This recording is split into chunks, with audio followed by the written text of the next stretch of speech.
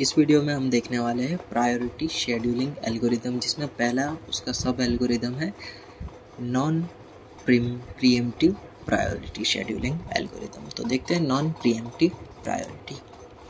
तो इसमें हमारा क्राइटेरिया क्या होगा, जिसकी हाईएस्ट प्रायोरिटी है उसे हम पहले सर्व करेंगे।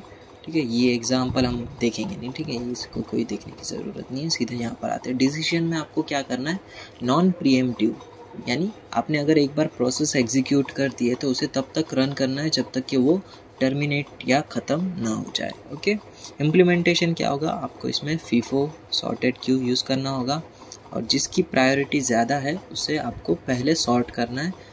ठीक है, और CPU क्या करेगा, जो भी फर्स्ट पोजीशन पर है उसे पहले एग्जीक्यूट करेगा। वैसे तो हम ये सब चीज़ें कंसिडर नहीं करते, ठीक है, फिर भी देख लिया हमने।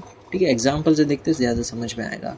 ये हमारे प्रोसेस और बर्स्ट टाइम, ठीक है, हमें मोस्टली इतना दिया गया था। अब यहाँ पर एक नई कॉलम आ चुकी है प्रायोरिटी करके। तो प्रायोरिटीज़ में हमारी क्या होगी, प्रायोरिटी हमें कैसे कंसिडर करनी है, ये 5 को ज़्यादा कंसिडर करना है या फिर 0 को।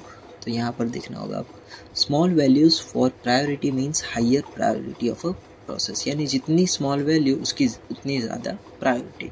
तो यहाँ पे किसकी सबसे ज़्यादा प्रायोरिटी है, 0 यानी P3 की। पर यहाँ पे हमें चार्ट जो है वो 0 से स्टार्ट करना होता है, तो पहले हमें P0 को एग्जीक्यूट करना होगा, क्योंकि P0 जो है वो 0 पोजीशन पर है और ये जो है पूरा का पूरा एग्जीक्यूट हो जाएगा, भले इसकी प्रायोरिटी एकदम कम ही क्यों ना हो। ठीक है, क्यों, ये पूरा एग्जीक्यूट हो चुका है क्योंकि ये नॉन प्रीएम्प्टिव है इसके लिए। अब यहाँ पे 10 तक के एग्जीक्यूट हो चुका है, अब यानी 1, 3, 5 ये सब भी अब अराइव हो चुके हैं, P1 और P2 और P3।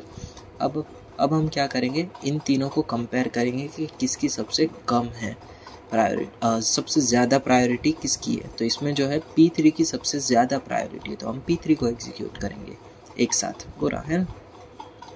अब बचे ये दोनों P1 और P2, इसमें P2 की जो है सबसे कम, ये यानी सबसे हाईएस्ट प्रायोरिटी जो है वो P2 की है, तो अब P2 एग्जीक्यूट होगा 2 यूनिट के लिए 16।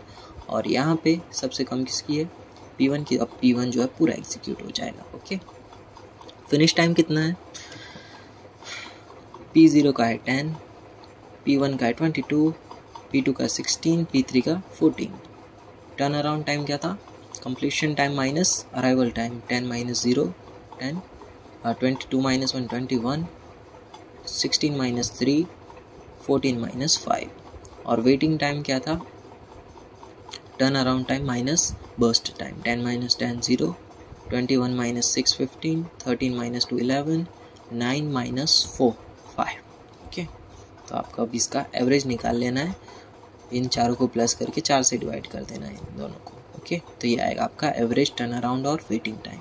एडवांटेज क्या है, priority is considered so the critical process can get even better response time. तो इसके अंदर क्या होगा, जो भी क्रिटिकल प्रोसेस है उन्हें पहले एग्जीक्यूट कर दिया जाएगा, जो बेहतर होगा उनके रिस्पॉन्स टाइम के लिए।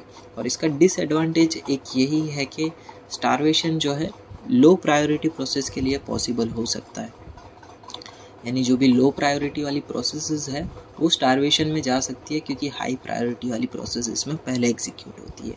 It can be overcome by using the technique called ageing के थ्रू हम ये ओवरकम कर सकते हैं। एजिंग यानी क्या, जो प्रोसेस जो है काफ़ी देर तक यूज़ नहीं हुई है उसे हम क्या करेंगे, उसकी प्रायोरिटी को हम ग्रेजुअली इंक्रीज़ करेंगे, इसे हम कहते हैं एजिंग।